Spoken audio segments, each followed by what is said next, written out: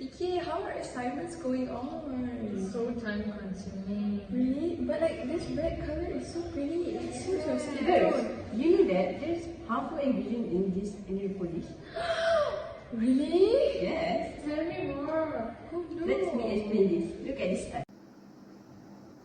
Start! Hi, I am Professor Aiman, and today my team will present about mercury in nail polish. Let's go! The issue of heavy metals in consumer products refers to the presence of toxic elements such as lead, mercury, cadmium, arsenic, or chromium in various items in our daily lives. These items include toys, cosmetics, jewelry, electronics, and household items.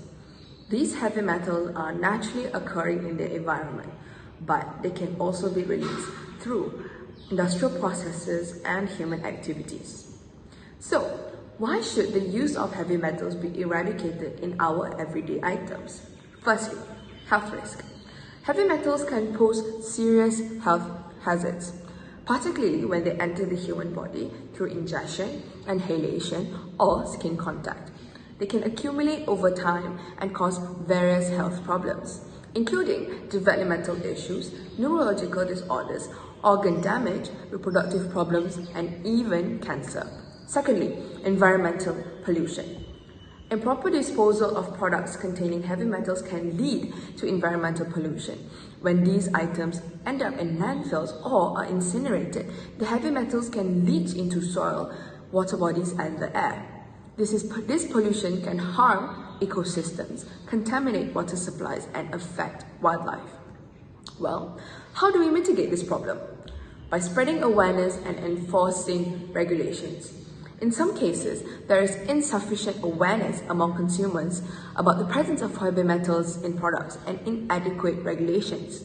So this makes it challenging for consumers to make informed choices and for authorities to effectively enforce safety standards. However, efforts are being made by governments, regulatory bodies, and manufacturers to address this issue through tighter regulations, product testing, and public awareness campaigns. So, consumers are encouraged to stay informed, read product labels, and choose products from reputable manufacturers to minimize their exposure to heavy metals.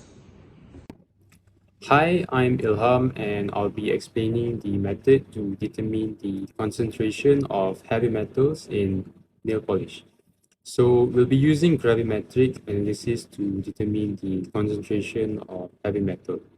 Basically, gravimetric analysis is a quantitative analysis method that can be used to determine the concentration of a substance by measuring its mass. To give you guys a further example, the reaction between magnesium chloride and mercury nitrate will produce magnesium nitrate, which is soluble, and mercury chloride. So from the solubility chart, we know that mercury chloride is insoluble, thus a precipitate will be formed. From there, we can filter and dry the precipitate, weight it, and some calculation can be done so that the concentration can be found.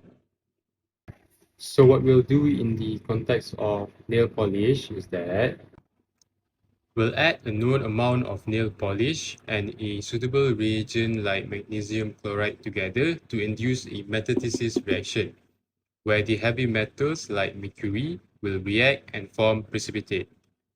From there on, we can filter and dry the precipitate, weight it, and do some calculation so that the concentration can be found. That's all from me. I'll now pass it to Crystal Call for the next part. The objective of this assignment is to determine the amount of mercury in 5 milliliters of nail polish, to determine the percentage of mercury in 5 milliliters of nail polish, and to determine whether is it safe or not to use by the community. Whereas there are problems that causes us if we use nail polish. Nail polish causes skin irritation and diseases among teenagers and women. On the other hand, chemicals from the nail polish is absorbed by the body, and this can lead to many other serious health conditions among women and teens. For the purpose solution and methodology. We need to determine the mass of mercury in a sample of nail polish using gravimetric analysis. There are steps we need to follow. However, please note that the following explanation is purely hypothetical since mercury is not typically present in nail polish. First, sample preparation. We need to place a known mass of nail polish in a container. Second, for the acid digestion, we need to dissolve the organic matrix and liberate any mercury present in the nail polish sample. We need to add an appropriate acid such as nitric acid, and for this situation, the response will be speculative. For the third one, for the precipitation, add a precipitating agent such as magnesium chloride to the acidified solution, and this will cause the formation of a precipitate of mercury compound such as mercury chloride. For the filtration, using a filtering device, collect the precipitate on filter paper. This is because to get rid of unwanted contaminants, and wash the precipitate using a suitable solvent. Then that, drying. We need to transfer the filter paper and precipitate carefully to a crucible that has been precisely weighted to get rid of any remaining moisture. Carefully dry the crucible and the precipitate. And when the crucible and precipitate are fully dry, cool them in a desiccator and then weigh the crucible and precipitate together using an exact analytical balance. Take note of the mass, which we'll call B gram. And for the last one, calculation. The mass of mercury in the nail polish sample is equal to the difference in mass between the crucible containing the precipitate and the empty crucible. So the X found in the lab simulation is magnesium, and we found that 3.0456 magnesium chloride was found in the lab simulation. That 3.0556 grams will be converted to a solution of 0.1 liters to be used as a determinant in the amount of mercury in nail polish. So when we mix the magnesium chloride and the nail polish together, we found that 1.015 milligrams of precipitate was formed, and based on the chemical equation that we found above, the precipitate formed is mercury chloride, and through calculations we found that 0.75 milligrams of mercury exists inside of the nail polish, and apparently we found that 5 parts per million of mercury is in that nail polish.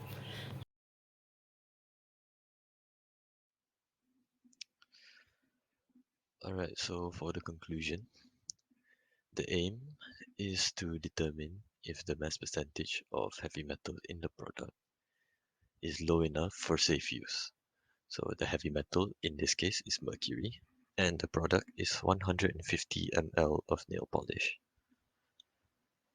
In this case study, we perform a experiment, and in this experiment, we use gravimetric analysis.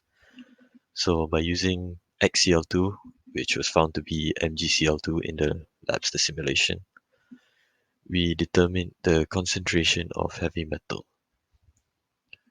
And this was done by using precipitation or metathesis, and we compared the mass of the precipitate to the mass of the total product. So by then we will get the mass percentage of mercury, and it was found to be 5 ppm. 5 ppm is actually 0.0005%. The FDA standards is 1 ppm, which is 0.0001%. So the nail polish is actually unsafe for use and it cannot be sold. So overall, our achievements is we've managed to reinforce the knowledge on heavy metals in consumer products and the method used. And thankfully, all objectives are met, which is to determine element X in XCl2. The element X was found to be magnesium. And secondly, perform a literature survey to identify heavy metals in the nail polish. So a literature survey is a research. So we've managed to do quite a bit of research in this case study. And lastly, we've managed to determine the concentration of heavy metals in the nail polish. Thank you very much.